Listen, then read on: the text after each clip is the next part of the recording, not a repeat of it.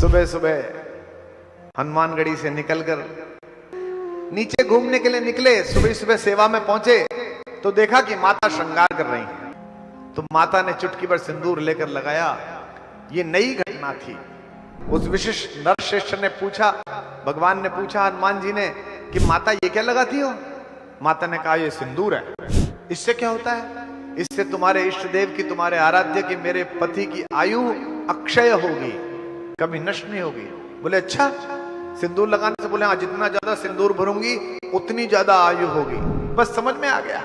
उन्हें लगा कि अगर सिंदूर लगा लेने से, इतने सिंदूर लगा लेने से मेरे राम की आयु इस पृथ्वी पर इतनी हो जाती है तो मैं तो और सिंदूर लगा लेता हूं। गए और सिंदूर की दुकान से सब जगह से सिंदूर लिया और सब तरफ अपने ऊपर लगा लिया, हर तरफ पोत लिया। यहां जितने लोग बैठे हैं, आज रात जाकर अपने बच्चों से पूछना कि हनुमान जी के सारे शरीर पर सिंदूर क्यों लगा रहता है। महिलाओं को तो पता है, लेकिन अपने छोटे बच्चों से पूछना, पोते पोतियों से पूछना, दावा कर रहा हूं 90% को पता नहीं होगा। इसमें क्या मैं आपसे बोलूं, कौन से सीरियल में कौन सी वाली हीरोइन कौन से नंबर का पति किए हुए सबको पता है। फिल्मी कलाकार, क्रिकेट वालों का सबको पता है। आप सबको घर में बताना पड़ेगा, अन्यथा हमारे प्रतीक शास्त्र रूढ़ हो जाएंगे। बालाजी महाराज सिंदूर क्यों लपेटे रहते हैं? सुबह सुबह हनुमानगढ़ी से निकलकर, पूरी अयोध्या तो समतल में है और हनुमानगढ़ी ऊपर है। हम गए तो हमारे साथ एक मुंबई की ब्रांड वाली लड़की थी। उसने कहा कि ये यहां अचानक ऊपर कैसे हैं? मैंने कहा आ गए वो अपने स्वामी के साथ जंगल से, रामचंद्र जी के साथ, लेकिन आदत तो वही रही पुरानी वाली, या तो पेड़ पे रहते थे या पहाड़ पे। तो उन्होंने कहा भगवान आप बनाओ महल, नीचे हम तो ऊपर चढ़ के सारा काम देखेंगे क्या क्या चल रहा है। इसलिए वहां भी पहाड़ पर ही बैठे रहते हैं, हनुमानगढ़ी में भी ऊपर ही विराजते हैं। नीचे घूमने के लिए निकले। सुबह सुबह सेवा में पहुंचे तो देखा कि माता श्रृंगार कर रही हैं। जिस माता के वो पहले पुत्र हैं, लव और कुश तो बाद में हुए हैं, मानद पुत्र तो माता सीता के पहले हनुमान जी ही हैं, पहले तो बालाजी महाराज ही हैं। तो माता ने चुटकी भर सिंदूर लेकर लगाया। ये नई घटना थी। उस विशेष नर की, वानर शब्द की व्याख्या है विशिष्ट नरः इति वानरः, जो नर विशिष्ट योग्यताओं के साथ युक्त हो वह वानर कहलाता है। उस विशिष्ट नर श्रेष्ठ ने पूछा, भगवान ने पूछा हनुमान जी ने कि माता ये क्या लगाती हो? माता ने कहा ये सिंदूर है। इससे क्या होता है? इससे तुम्हारे इष्ट देव की, तुम्हारे आराध्य की, मेरे पति की आयु अक्षय होगी, कभी नष्ट नहीं होगी। बोले अच्छा, सिंदूर लगाने से? बोले हाँ, जितना ज्यादा सिंदूर भरूंगी उतनी ज्यादा आयु होगी। बस समझ में आ गया। उन्हें लगा कि अगर सिंदूर लगा लेने से, इतने सिंदूर लगा लेने से मेरे राम की आयु इस पृथ्वी पर इतनी हो जाती है तो मैं तो और सिंदूर लगा लेता हूं। गए और सिंदूर की दुकान से सब जगह से सिंदूर लिया और सब तरफ अपने ऊपर लगा लिया, हर तरफ पोत लिया। पहुंचे रघुनाथ जी की सभा में। रघुनाथ जी तो आनंद में रहते थे उन्हें देखकर।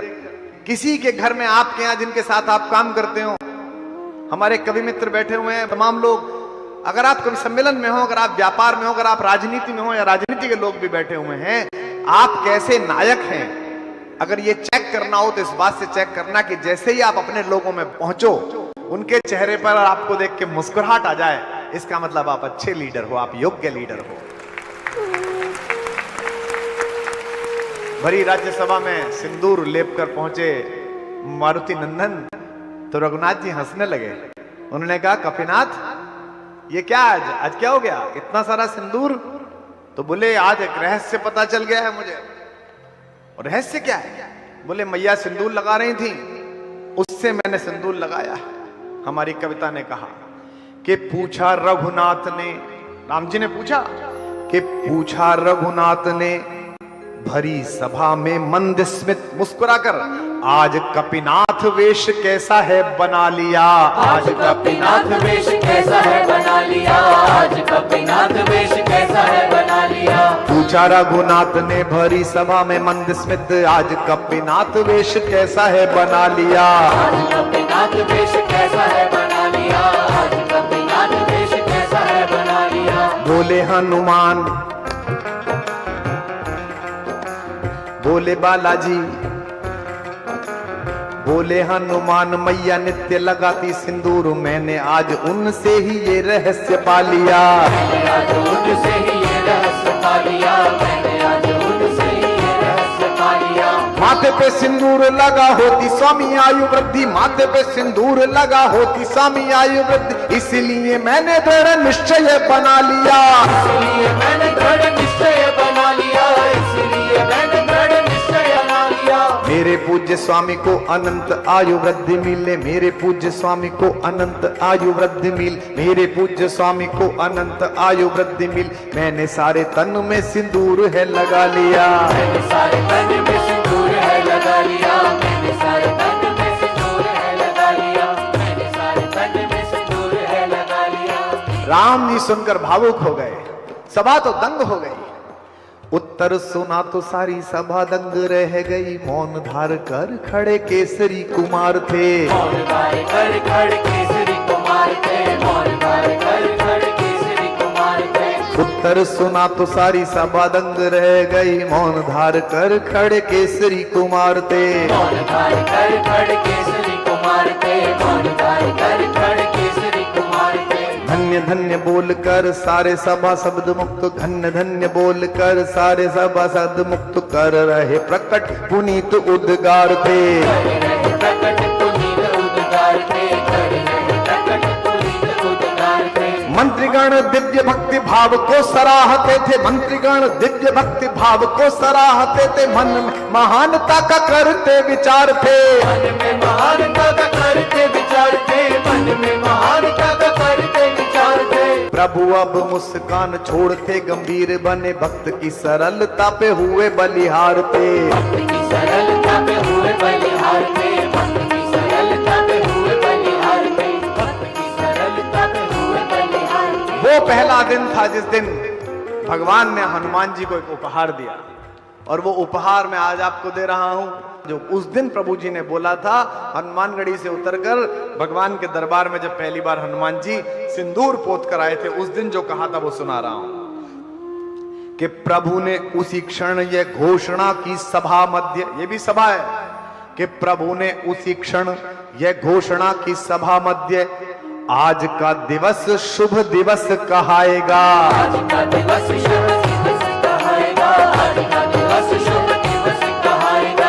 मंगल का दिन हनुमान का है जन्मदिन, मंगल का दिन हनुमान का है जन्मदिन, भक्त जनों को ये मांगलिक फल लाएगा। भक्त जन को ये मांगलिक फल लाएगा, भक्त जन को ये मांगलिक फल लाएगा।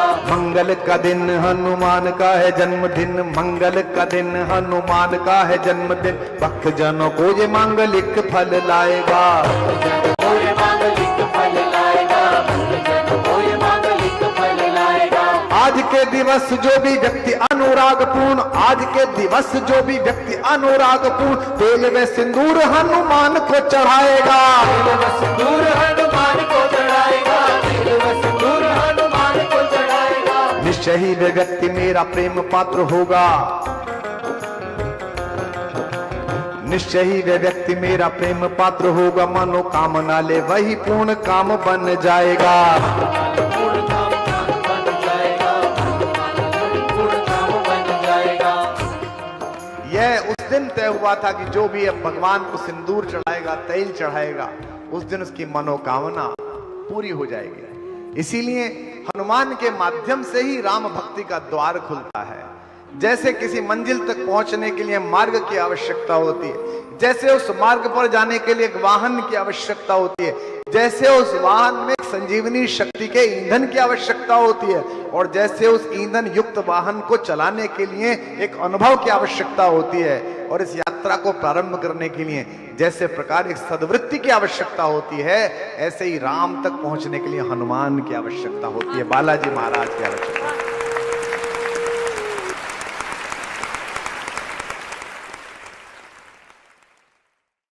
सोच के देखिए कि रुक्मिणी और राधा जब मिली होंगी तो कैसा दृश्य होगा।